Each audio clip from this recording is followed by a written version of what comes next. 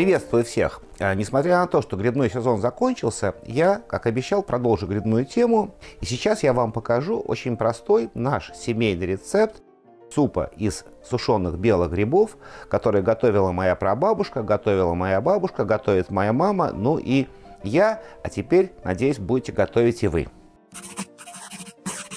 И для этого супа нам понадобится всего два основных ингредиента. Это сушеные белые грибы и морковка. И в качестве наполнителя я взял лапшу. У меня будет грибная лапша. А если вы любите, приготовьте этот вариант супа с перловкой и картошкой. Будет тоже очень вкусно. И вы, разумеется, спросите, а где же репчатый лук? Так вот, в этом рецепте никакой лук не используется. В этом его смысл. Ну и для приготовления, конечно, нам понадобится масло, растительное и сливочное, и соль. Я буду готовить вот в такой вот 3-литровой кастрюле. Соответственно, нам понадобится где-то 50 грамм сушеных грибов, стакан лапши и 3 морковки. Достаточно. Приступим. Все очень просто и быстро. И начну я с того, что отварю грибы. Высыпем наши грибы.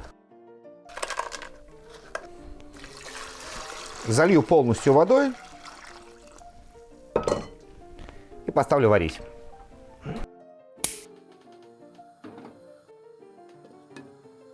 Предварительно перед варкой грибы вымачивать не нужно. Варить их нужно минут 15 достаточно.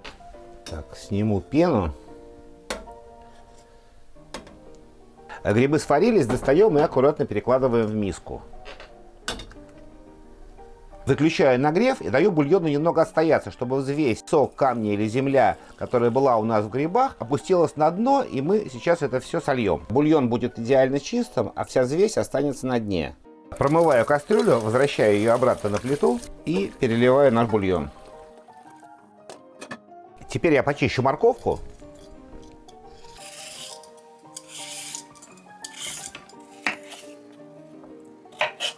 Натру морковку на крупной терке.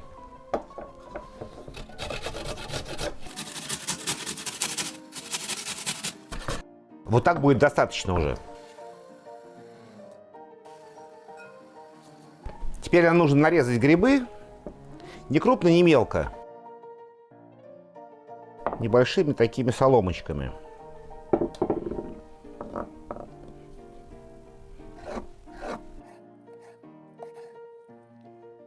Если вам нравится, вы можете резать мельче, но я люблю, когда на зуб попадается практически целый гриб.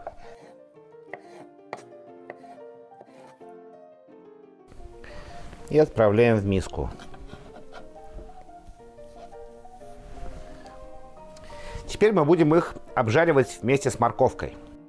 Чугунную сковородку на плиту, растительное масло, немного, кусочек сливочного. Закидываем грибы. Минут 5 пассируем грибы и потом закладываем морковку. Посолим мы все в конце. Грибы обжарились, закидываем морковку. А морковку сильно зажаривать не нужно, до мягкости. И закидываем в суп. Вот теперь можно посолить.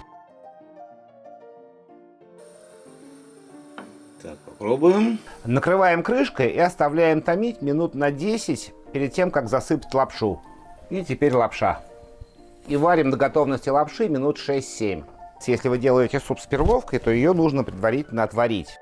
А картошку можно варить в супе. Ну вот, все готово.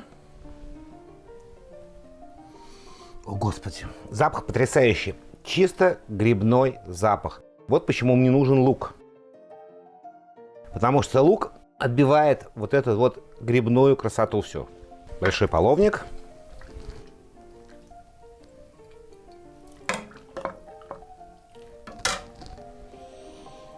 Божественно.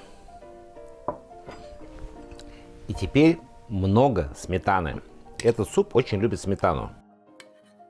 Прям не жалеем. Немножко петрушечки. Это больше для красоты. И теперь наслаждаемся. Ну что тут сказать. Приготовьте, не пожалеете. Но Этот суп получается очень вкусным только из сушеных белых грибов. Можно взять, конечно, подосиновики, подберезовики, даже лисички, но идеальный он будет именно из белых. Это очень важно. А следующим я приготовлю еще одно очень интересное блюдо из сушеных белых грибов. Так что подписывайтесь, оставайтесь со мной. До скорого и всем, конечно, приятного аппетита. Пока.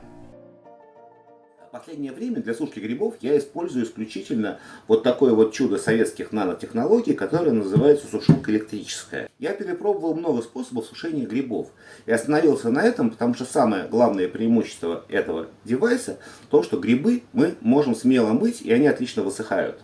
Я ставлю режим работы на минимальную или же низкую температуру, и в течение 2-3 дней у меня получаются идеальные сушеные грибы, прям то, что надо. Ну а работает эта штука очень просто. У нее нет кнопки включения, есть только розетка. Вилка. Все. И пошло. Снимаем. Берем гриб. Я не буду резать его мелкими кусочками, достаточно крупно.